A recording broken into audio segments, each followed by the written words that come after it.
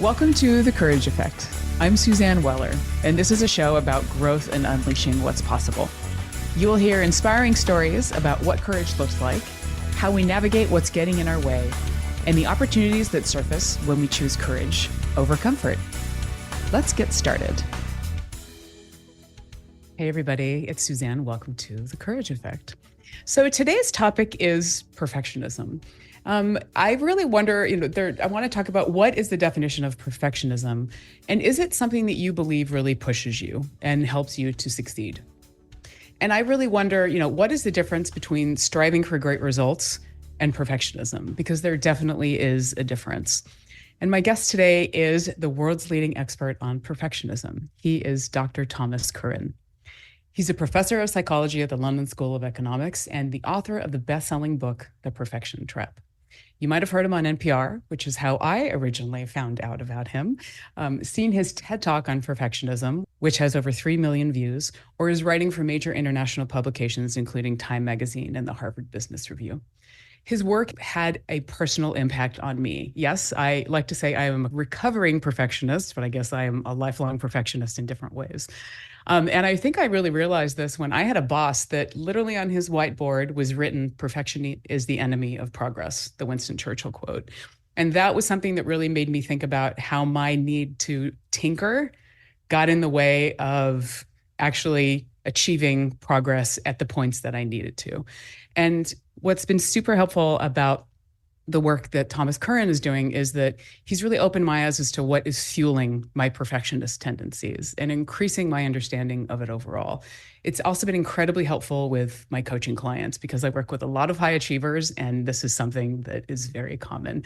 So, Thomas Curran, welcome to The Courage Effect. Thank you, Suzanne, for that wonderful introduction. It's great to be here. Yeah, it's a pleasure.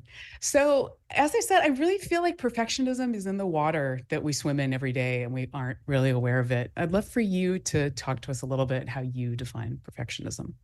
I think that's a really good place to start. I certainly agree with that statement. I've called perfectionism the hidden epidemic, hidden in plain sight, hidden by its very ubiquity. Perfectionism at root is a form of deficit thinking, a feeling that we're not enough, or we're not perfect enough. And so really every day we try to show the world that we are bulletproof, flawless, that we have no chinks in the armory, and that we are a hyper functional, competent human being. This is the ideal self that we project out into the world all the time. But of course, we're not perfect. Nobody's perfect that could ever be made perfect. And so underneath that perfect, idealized version of us is a real self, which has flaws and vulnerabilities and shortcomings and all the rest of it that perfectionism makes us despise, that makes us want to hide. And as a consequence, that's why perfectionists feel a lot of self-criticism, because every time that real self is exposed, there's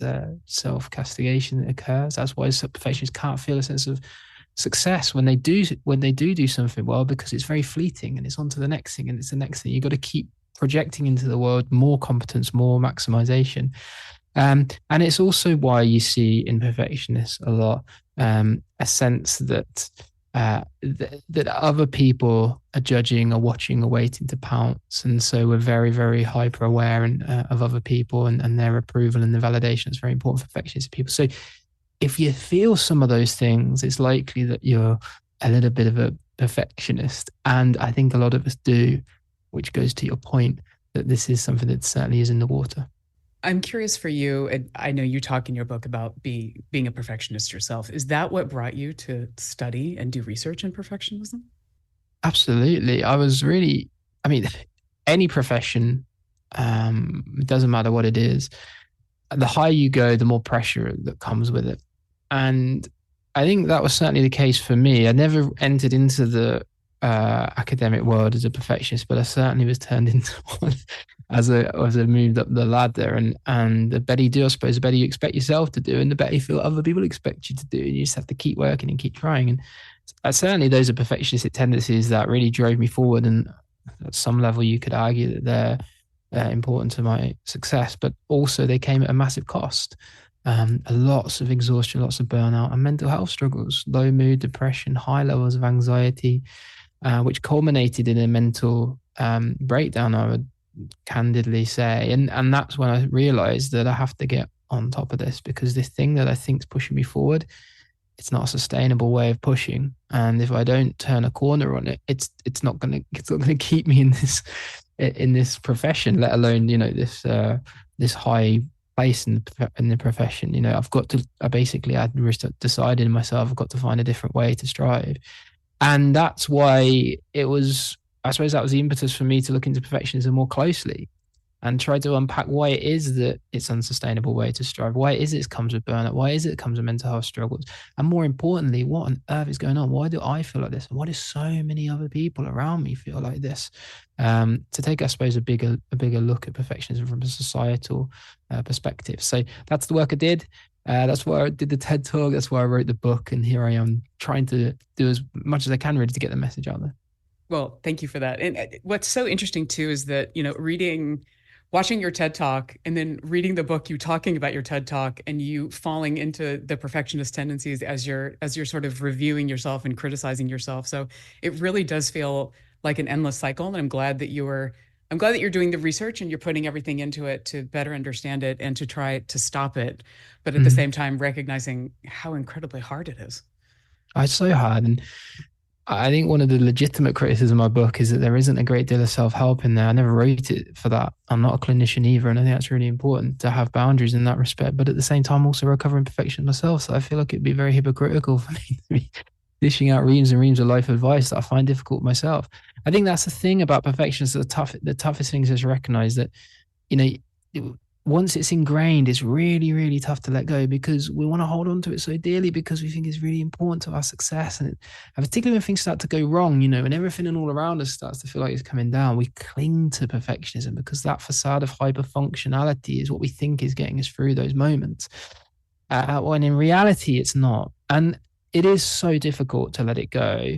And I think that it's going to be perhaps impossible for people to let it go completely, because there will always be moments in this culture, in this society, where you're going to need a little bit of perfectionism to get by. And sometimes that facade will come up and will succumb a little bit to those perfectionism pressures. But the challenge is not the destination of it, like getting rid of it completely. It's really pointing our compass in a different direction and working really, really hard to find those moments of joy where we're accepting of ourselves and our circumstances, and we can know that what we are in this moment is good enough if only we allow ourselves the permission to be it openly.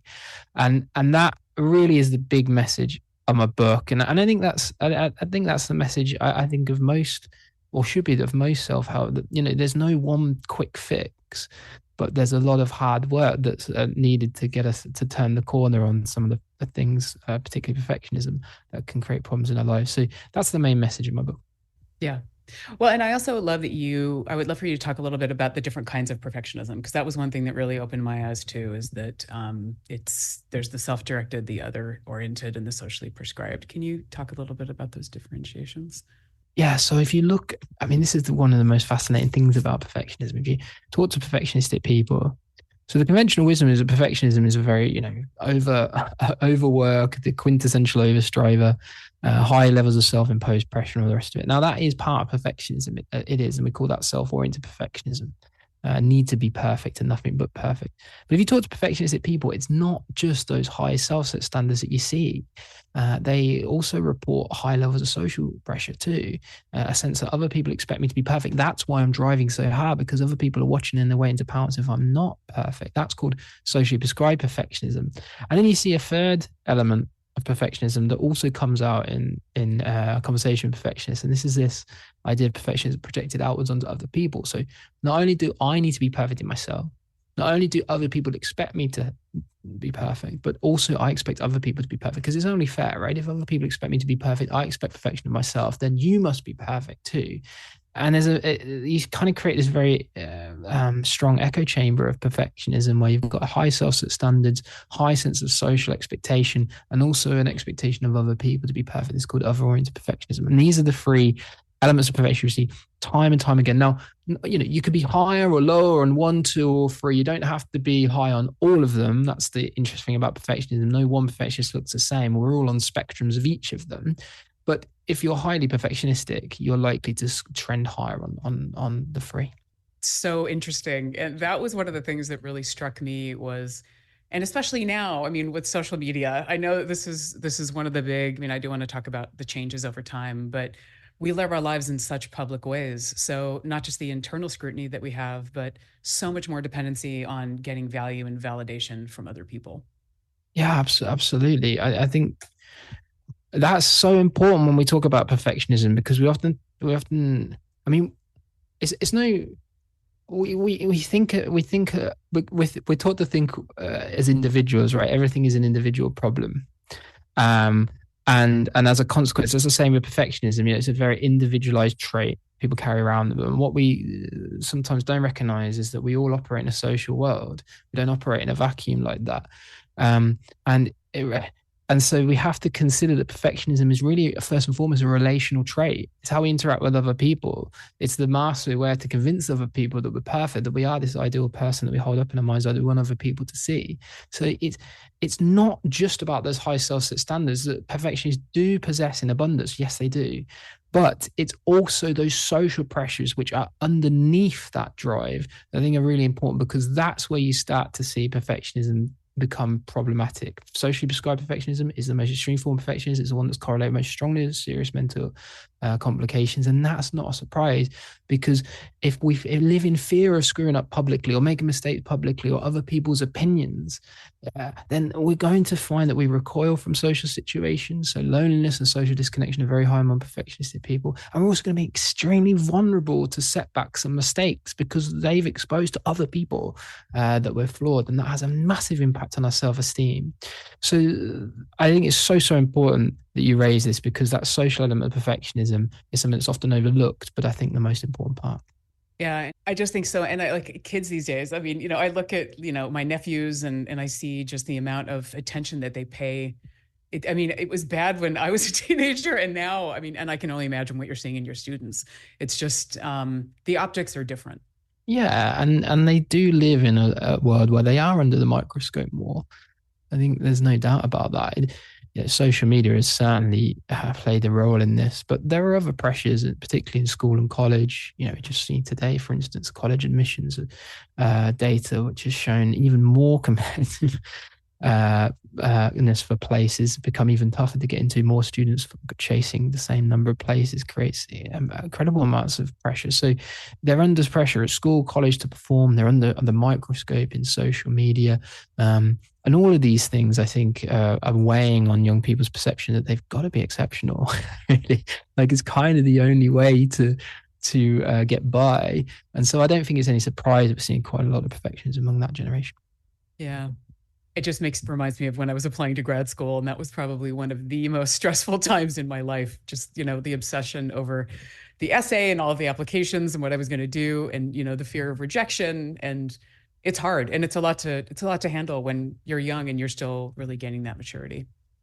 Yeah, I mean, I certainly would never have made the grade if I'd gone to university when today, it is actually like there is some, sidebar to perfectionism, but there is something that has to be done about that pressure. Whether we widen participation in universities or we just release it in other ways by reducing them as standardized tests. I don't know. I don't have the answers, but it is it's really, really a pressure cooker for young people. And I think it's up to us as adults in the room to work out how we can take that pressure off because it's certainly having an impact on the mental health. Yeah, I couldn't agree more. Well, we're going to cut to a break. I'd love to come back and talk a little bit more about that larger, meritocracy and the systemic causes of perfectionism. So everybody, we will be back in a minute. This is The Courage Effect. Stay tuned. Courage takes on many forms. I believe that one of the most courageous things that we can do is recognize when we need help and seek out support. Is something interfering with your happiness or keeping you from achieving your goals? If you're going through a hard time, possibly struggling with depression or anxiety, therapy can give you tools to approach your life in a very different way. That's why I'm excited to tell you about today's sponsor, BetterHelp. BetterHelp's mission is to make therapy more affordable and accessible. It's an online platform where you can be matched with a professional therapist in as little as a few days just by filling out a few questions. I know from personal experience that finding a therapist and the right fit can be really difficult. With BetterHelp, you can easily switch to a new therapist at no additional cost. For more information and to sign up to get matched with a therapist, go to BetterHelp, That's HELP.com/courage. Visiting this link both supports the show and gets you 10% off your first month of BetterHelp. So if you're struggling, consider online therapy with BetterHelp.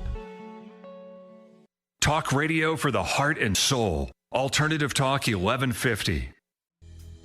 Welcome back to The Courage Effect. This is Suzanne, and my guest today is Dr. Thomas Curran, and we are having a conversation about perfectionism. So one of the things that really struck me about reading your book is, talking about the growth at all costs economy and the whole idea of, a meritocracy being, we're always expected to prove ourselves, to prove our worth. I'd love for you to talk a little bit about that and its role in not only creating, but reinforcing perfectionism. Yeah, one of the things that really struck me when I was doing my research into the book was how perfectionism really grows in the soil of wanting to be or do more constantly, and that there never being a point at which we can settle and accept that this is good enough. And I think that comes from many different places, but one of the things that certainly is pushing on that tendency for us to think like that is that we live in an economy that operates on under those principles, that it has to grow every year, can't slow down, certainly can't shrink, otherwise there's a recession, and we know what that means. And in order for this whole thing to continue in a forward direction, we need to work, consume more and more and more. And we've got the advent of AI coming onto the scene, technologies, automation, amazing. They take a lot of work off us, but that's only replaced with more work so that we can consume more, and the process goes on. And I suppose there comes a point in developed economies where the relationship between more growth and the meeting of human needs, human prosperity, starts to weaken, and in some cases it can decline. We're seeing in the UK in the US and the UK actually, but in the US in particular, healthy life expectancy decline, even though the economy is still growing. So that growth in the economy is not meeting human needs. We see in the latest PISA results in the US, educational attainment is down. Again, the economy is growing, but social and human markers of progress are not going in a forward direction. And so there's been a disconnect between growth in the economy and the meeting of human social needs. And what I'm saying with perfectionism, and the link I'm trying to make with perfectionism, is what this is creating is an existential anxiety where people are being pushed to continually self-improve, have more, be more, do more, but the economy is not meeting them in the middle, and it's becoming harder for them to get by. Wages in the UK, certainly, I know it's a different story in the US, but stagnated. Young people find it hard to get jobs and move on with their lives. And the college premium is now confined to the Ivy League institutions. It's incredibly difficult to get into. So all of this pressure is culminating, I think, in levels of perfectionism. And if you want to get to the root of it, I trace their lineage to an economy that has to grow at all costs. And there's nothing wrong with growth per se. I have to make this point. And there's nothing wrong with meritocracy per se, but it has to be broad-based. After the war, economy was growing to benefit people, right? We had a burgeoning middle class, the affluent society. I dare say we didn't have a great deal of perfectionism in those days because our efforts were being met with better living standards. That's not the case today. We're seeing the apex of society narrow, and the proceeds of work are confined really to a very narrow elite, and everybody else is struggling to keep their heads above water. So I think what we're seeing now is a very different economy, and growth at all costs is at the heart of that. Now, if we could somehow level the playing field, if we could reduce inequality and still grow the size of the pie, I think that's one of the ways that we can create the conditions where perfectionism isn't as necessary. But in the absence of that, I think fundamentally we have to look at prioritizing human needs and creating more equality and being a bit more agnostic about growth in the short term, because the economies are secularly slow and we're seeing that. And they may continue to do that for a little bit until perhaps the advent of technologies like AI, as I mentioned, create a second boost that moves growth forward. So I'm not anti-growth, I'm not anti-capitalist, but what I'm seeing right now is a squeeze on a lot of people under this imperative for us to grow. which I think is coming out in all sorts of different directions. But one of them is levels of perfectionism. Yeah. You're also making me think of scarcity mindset. Absolutely. I mean, this is I suppose this is the a fuel of supply side economics in a nutshell. You have to feel like we need more to consume, more to work more in order for the economy to grow. If we were content, we wouldn't do these things, and as a consequence, we'd find that demand just drops out of the economy, and we've spiraled into recession. So there is a sense in this that there is a systemic need for us to continue to want, have, be more, which is prerequisite for perfectionism. And so in some way, perfectionism perhaps is systemic. But it doesn't have to be that way. I think this is so important. It really doesn't have to be like this. There are other ways in which we can build economies, particularly developed economies, where we live in an era of abundance, where that abundance, reasonably shared, can provide a good enough standard of living for everyone. And we could drive economies forward through purpose and meaning, through creativity and innovation, rather than scarcity. I think just scarcity is the only way we know how to do it. And I suppose in the last chapter of the book, I'm challenging us to think a little bit more creatively and a bit more imaginatively about how we perhaps could become a little bit more agnostic about growth, focus on human needs and prosperity, innovation, creativity, put a floor under poverty and let people just go out and explore. And I think that could just as well provide an impetus to growth as the fire of scarcity. Yeah. Well, I love that. And I love the idea of really, reframing growth. And that's, like, it's not just about money. It's not just about stuff. It's not just about always getting bigger. Sometimes it's about, what do you learn? How do you expand in different ways? How do you just open up to what's already there? And I think you also bring a really important point, is the whole idea of, like, there being a bit of a smokescreen around equality with it. It's about, every man for himself. And that only lasts so far. So there comes a point of how do we come together in different ways, and to hopefully support each other and not only shame ourselves. Because I'm thinking scarcity mindset, like everything, deficit thinking, everything is based on lack. So how do we do that for ourselves to feel good about ourselves and others at the same time? Yeah, and it's so hard. That's where we have to take a broader look at this, because it's one thing to say it's really important to have an abundance mindset or whatever it might be. But if you are struggling from day to day to get from one day to the next, you got mortgage to pay, rental payments to pay, food, heating, bills. Of course, you're going to find yourself in the trap of a scarcity mindset, because you're essentially working for survival. As I say, I think we're duped a little bit into thinking that is just the way it is, but that doesn't have to be the way it is. We can, and again, I'm an idealist, but I do look out into the world, and I think we've got so many different overlapping issues, crises on the horizon, mental health crisis. We have a huge crisis in the US of drug addiction and poverty. We have a climate crisis that's on the horizon, which is a function of expansionary economies. We've had so much technological advance in clean technologies, and yet we've only shaved off about 5% of global emissions.